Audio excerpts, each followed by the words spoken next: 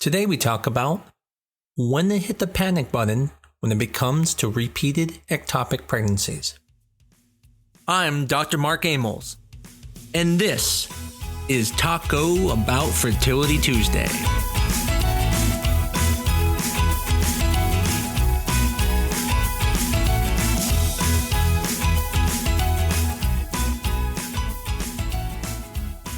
Over the next several weeks, I'm going to put a series together called When to Hit the Panic Button.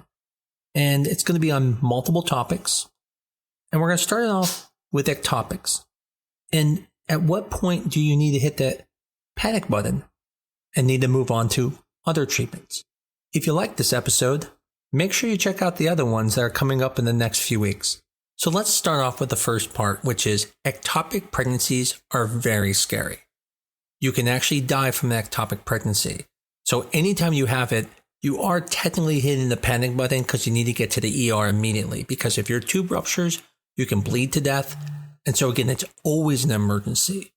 But what I'm talking about is if you had an ectopic, maybe one, maybe two, maybe a third one. At what point do you need to hit the panic button and move on to something else such as IVF to reduce your risk of an ectopic? Now, if you heard one of my prior episodes, I talked about what an ectopic pregnancy is. Essentially, it's when the pregnancy is not inside the uterus.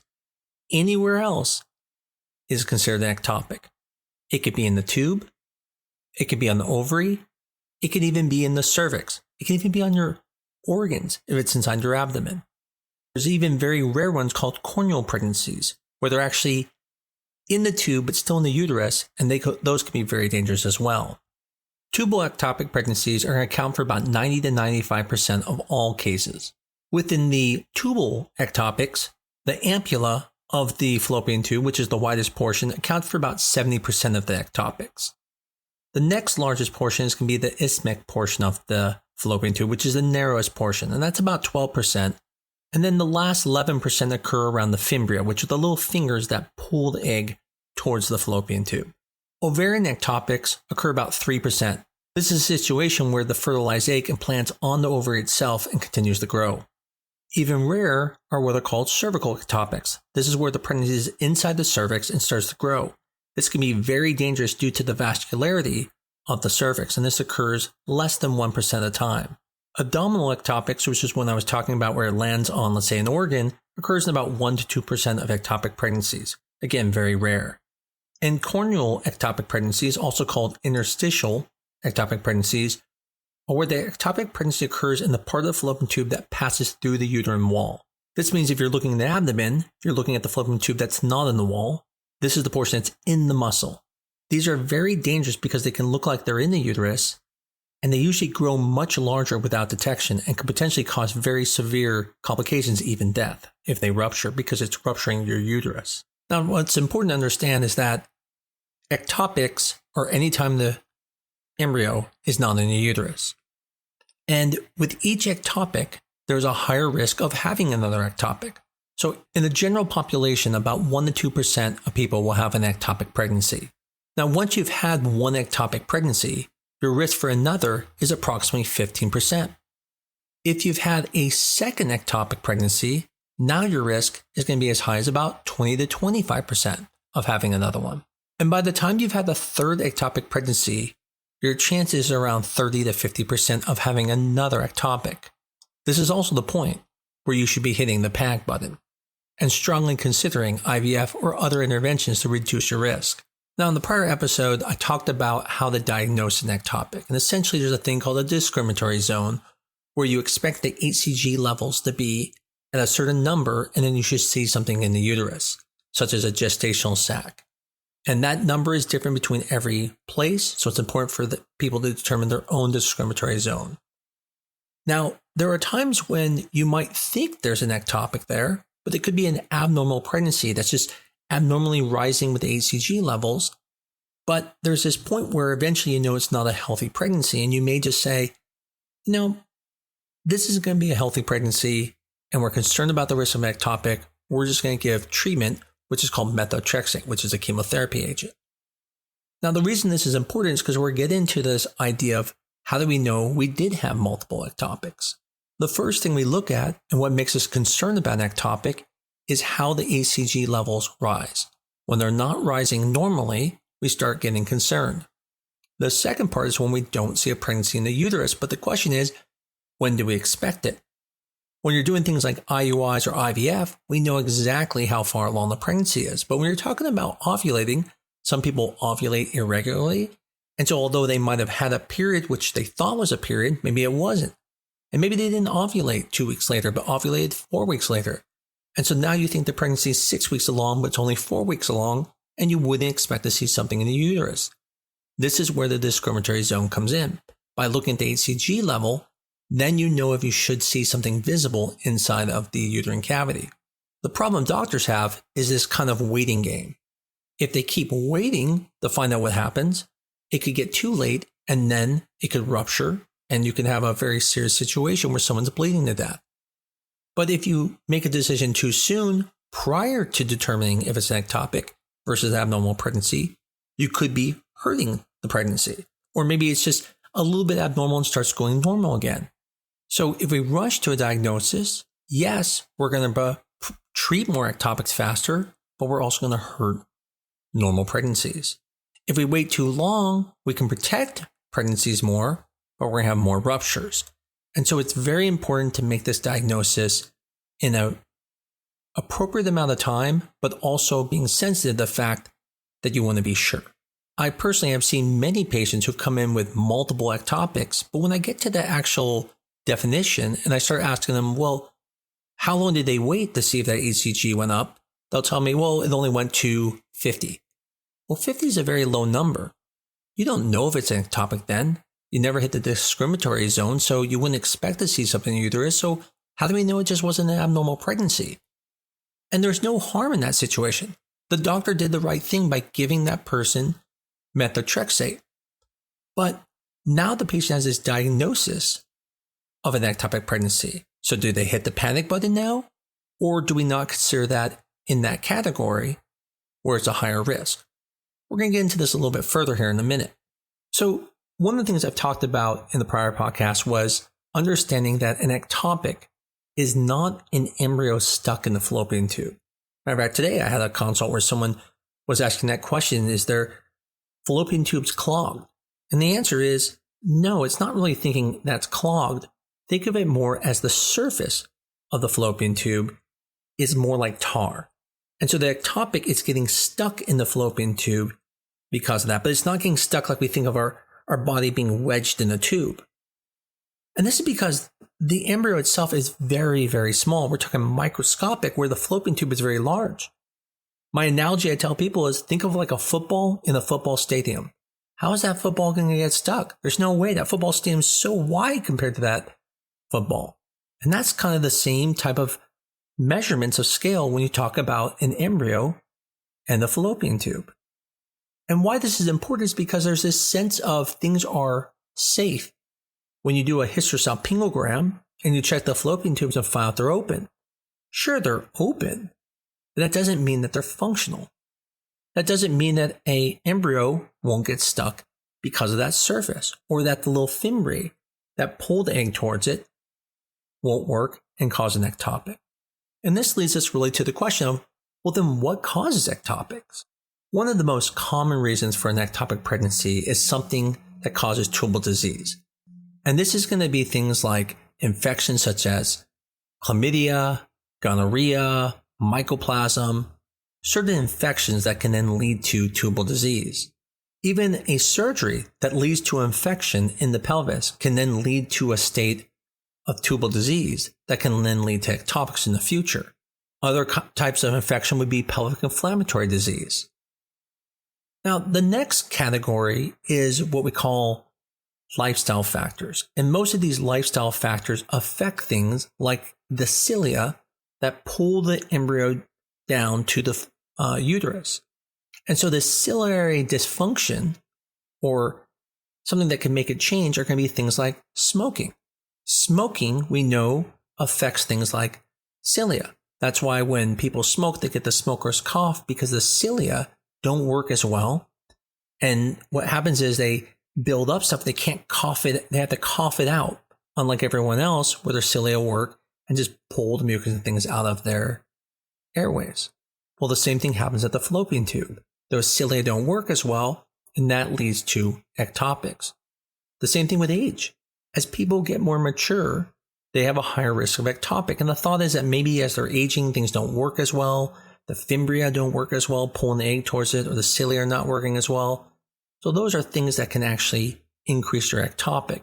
You can't change your age, but you can quit smoking. And that is a huge factor when it comes to ectopic pregnancies. So if you do smoke and you have an ectopic pregnancy, please stop smoking. It's one of the best things you can do to help your chances in the future. The other category is going to be physiological factors, such as delayed egg transport. And this comes down to a couple things. So one of the first ones is that when your ovary on the right releases an egg, it can be picked up by the left fallopian tube. And that distance it has to travel takes a little bit longer. And so potentially one thing that can happen is when one side picks up the egg from the other side, and if it's fertilized early, it's delayed in the transport into the uterus, and that could sometimes lead to an ectopic. Just like the ciliary dysfunction.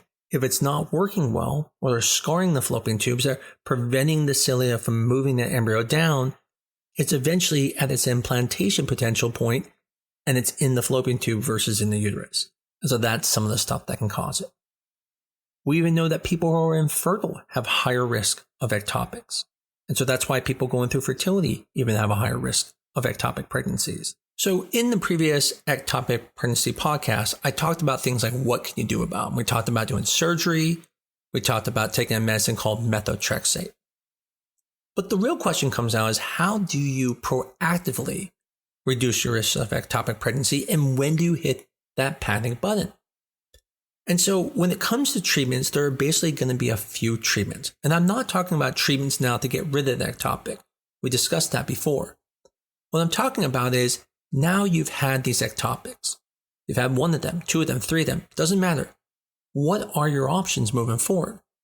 And so your first option is to say, well, listen, can I just try getting pregnant again? And the answer is yes.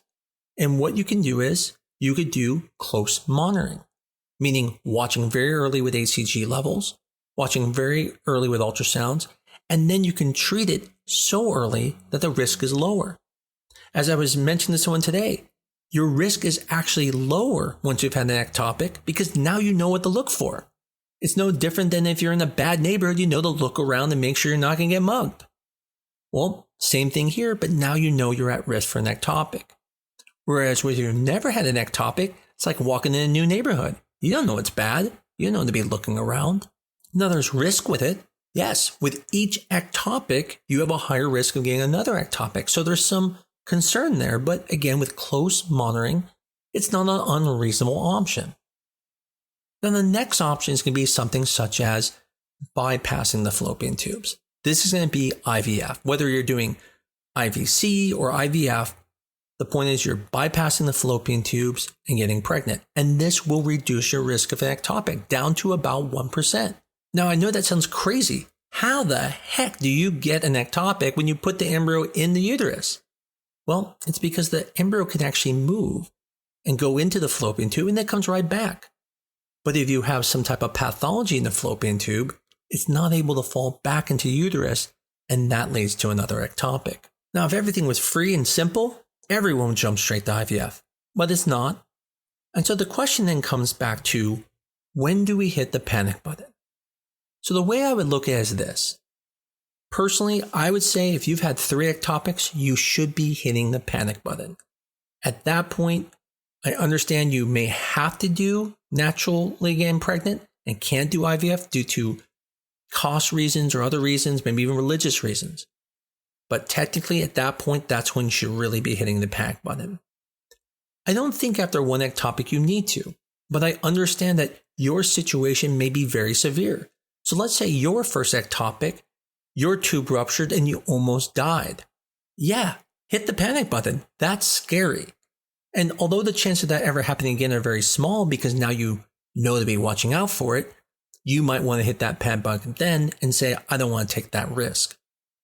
But for most people, if we're talking about an ectopic where eventually they catch it early, you're able to take methotrexate and treat it medically, it's not unreasonable after having an ectopic to try again and watch very closely. And even after a second one, your chances are still better, it's going to work fine, and so it's not unreasonable. But by that third ectopic, you are now close to a 50% having another ectopic. Now the chances aren't better that things will work, and to me, that's when you should hit the panic button, and really, you should start thinking about doing other treatments such as IVF to bypass the fallopian tubes. Now, I do understand every situation is different. And this is the part I want to talk about, which is if it is an ectopic where it's truly known, meaning you see the ectopic in another area, or it's definitely an ectopic, your doctor is 100% sure, then count that towards those 3. But there are these situations where it's kind of undiagnosed. The HCG is going up, it doesn't get very high, it doesn't even get to 200. But what we do know is that the pregnancy is abnormal. And so your doctor is making a decision saying, listen, we don't need to wait anymore because this will never lead to a live birth. So let's prevent the risk by giving you methotrexate. This is actually what we do with people who had a history of ectopic because we know the risk is so high. And so we give them the methotrexate. But it's also important to understand that that may not even be an ectopic.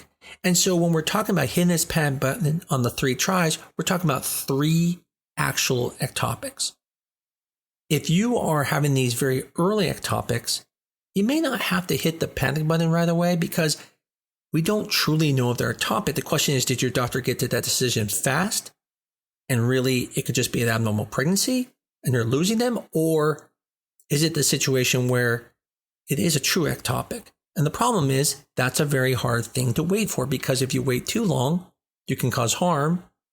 If you do it too soon, you can cause harm to the pregnancy, just like we talked about in the beginning.